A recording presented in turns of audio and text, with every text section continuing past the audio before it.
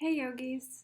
This is a recap of the class for week 6 for 81 Facets of the Mind.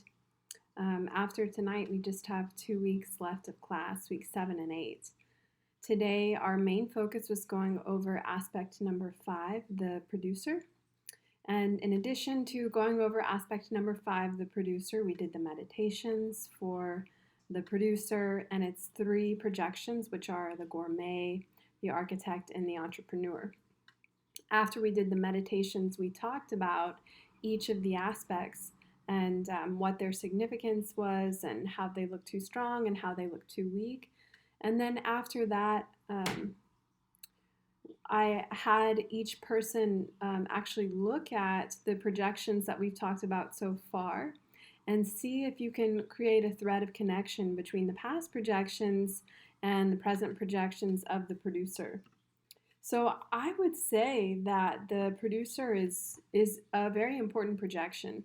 In fact, the producer is so much like the doer, or excuse me, the producer is not a projection, it's an aspect. And the doer is a projection of the artist from last week. If we look at the description of each of them, it's very, very similar. So the projection of the producer is like an expanded description of the doer, and then it has its own 3 projections for itself. What this says to me is that this is very important. It's very important in our lives to create. The producer is a combination of the positive mind and a humkar. So the positive mind is about creation, and a humkar is about establishing boundaries through creation. So Yogi Bhajan says about the producer, the combination of the positive mind and a humkar is an aspect that seeks and gives the ability to enhance, extend, and utilize anything that enters your sense of domain. So when this aspect is too strong, it means that we want to create with absolutely everything that we see. And so we don't necessarily check the downsides of what that creation may be. When it's too weak, then we have a lot of ideas about what we want to create, but we lack the practical sense of how to create. And we most likely also lack the self-confidence to create. And then when this aspect is balanced, we're able to organize things very well. We understand the sequence of actions that need to happen in order for manifestation to occur. And we also understand how to organize other people in order to fulfill the project. And so in organizing other people, we know what their role is and we know what our own role is. So how does this play out with adding at the end the negative mind, the positive mind, and the neutral mind? So the first projection of the producer is the gourmet, and this is positive mind times a humkar times negative mind. Whenever we add the negative mind in last, it's referring to memory in some way. So the gourmet is about creation through memory, and that's actually the phrase for it. It's creating art through past memory. So when the gourmet is balanced, they're actually a storyteller. They come alive through their experiences from the past. They're able to share their ancestry and things like that. They're a collector of items and feelings from the past, and they can unite family and friends together through this shared ancestry. When it's too strong, the gourmet is actually, there's a cloying nostalgia for the past. So they just want to be back there. Or even they cling to the miseries of the past as a way to belong. And the example that came to my mind for this is like an ex-wives club, that they're not even married to their ex-husbands anymore, but they want to complain. They still want to complain to each other about that past experience, and it gives them a sense of identity and belonging. When it's too weak, there's this inability to separate oneself from the past. One's still living in the feelings and experiences of the past. Yogi Bhajan says there's an entanglement. And the first example that comes to my mind is post-traumatic stress disorder. So somebody had something traumatic happen from the past, and the feelings and experiences of the past are constantly re-triggered. So maybe they hear a loud noise, and then they're reminded of the traumatic experience, and so it's still replaying itself out in their lives. And then the balanced expression I mentioned is the storyteller, the collector, who not just doesn't just dwell on the past for the sake of dwelling on it, but it is able to create a united front to bring interest and knowledge of the past forward to other people as well. Projection number 14 is the architect. So this is positive mind times a hum car, and then adds on positive mind. So the architect is a builder, and in their balanced state, the architect likes to, see my puppy's barking. The architect looks at everything in the environment and asks, how can this serve my purpose? So when it's too strong, the architect wants to create in the environment, but they don't take into consideration how that's going to negatively impact the environment itself and the people around. So I'm thinking of a Counting Crows or Joni Mitchell song that it's called the Big Yellow Taxi, and one of the words from the refrain is they paved paradise to put up a parking lot. So that's just saying there was a beautiful forest out there and some company cut down all the trees and then put up a parking lot in its space and didn't necessarily take into account the negative impact that would have on the environment or the people in the neighborhood. When the architect is too weak, it says you have theories and perceptions, but not the risk-taking attitude needed to initiate them. So an example of this is maybe someone who's a movie critic and they like to criticize other people's movies because they do have an image of what a movie should look like. But instead of taking the initiative to create their own movie and do something unique, they sit on the sidelines and instead critique other people's movies based on their idea of what a movie should look like. And then when the architect is balanced, Yogi Bhajan says there's no hesitation to see the potential of the environment in terms of how it's useful for your project. And the example that came to mind with this for me was thinking about my husband Michael, who started a boys soccer team and is going to expand it into a club. We'd be driving in the car, and every time he saw a flat green space, he would imagine how the boys could play soccer on that green space. And so it's just a playful thing that we would talk about, but we would see flat green space on the side of the highway, and he'd be like, oh, we could do pickup soccer there, or we could do it over there. And so his mind is constantly thinking about how he could build and expand his project of bringing soccer to children with the environment of the green space. That's projection number 14, and then projection number 15 is the entrepreneur.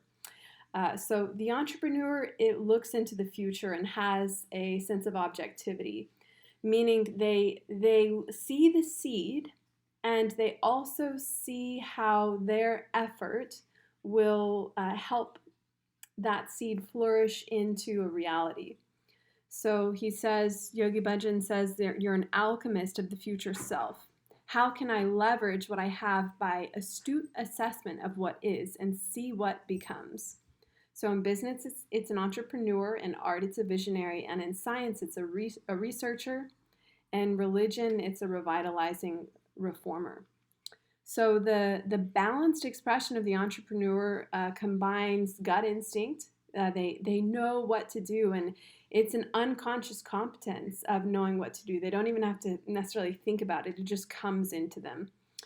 Cool assessment, so they know what they're capable of creating, and they know what they're not capable of creating, and they know what effect their actions will have. And they also know the positive and negative effects. And then also says they take strong personal ownership of action. So they know that if they act and do A, B, and C, then it's going to render a positive result. And if they don't act, then it's not going to render a positive result. And when things don't come to fruition the way they wanted it to, they don't blame other people. They look back and ask themselves how they could have acted differently. When the entrepreneur is too strong, then their vision is so strong they stand alone in it. And in standing alone in it, they're not able to include other people, and they even may become bitter or cynical at what they perceive other people's inability to be to catch on and understand their vision. When the entrepreneur is too weak, they do have an idea, a direction in their mind, but they lack the confidence to see it through. They're seeking confirmation from others constantly, and they're looking for loyalty in order to get confirmation that their vision is a legitimate one. So, some example of this may be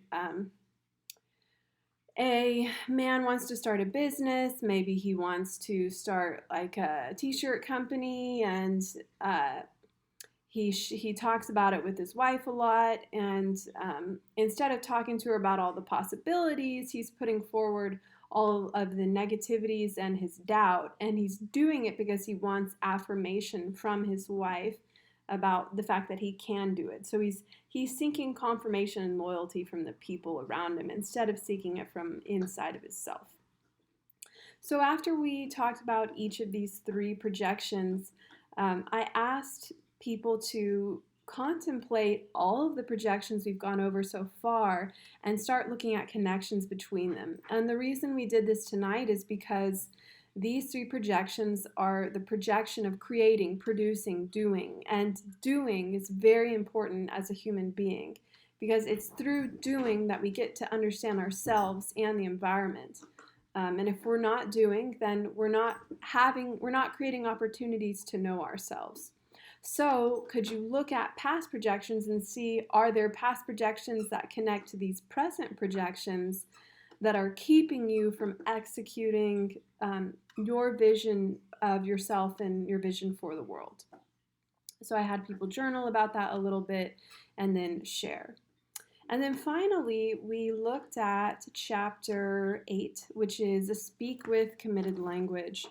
And this chapter, it's chapter 7, speak with committed language, page 71 through 79.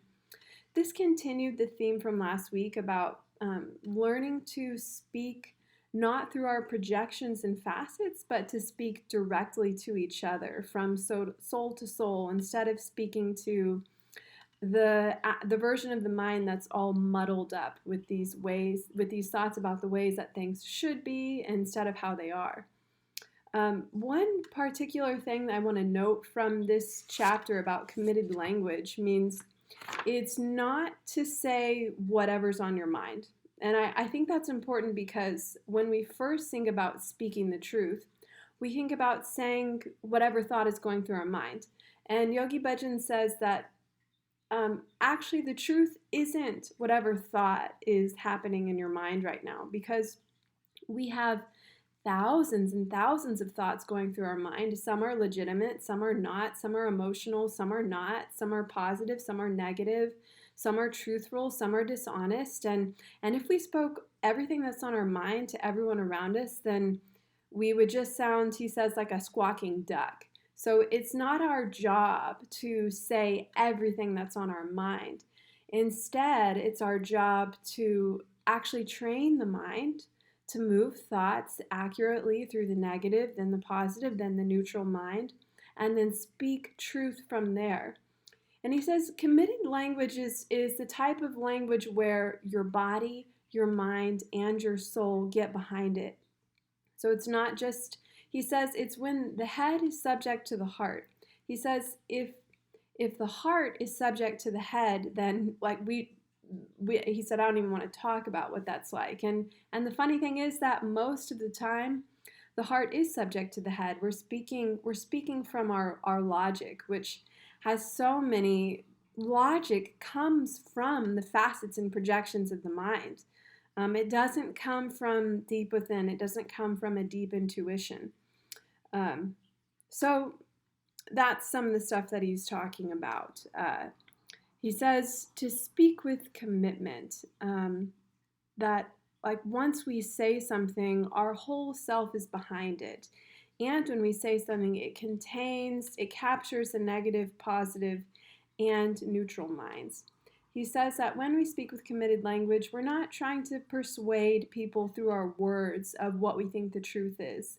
there's not a need to persuade other people because we know the truth for ourselves, and we're also confident that if somebody experiences it for themselves, then they'll also know the truth. That we don't have to persuade through words, that we allow people to come to the truth of their own accord through their experience.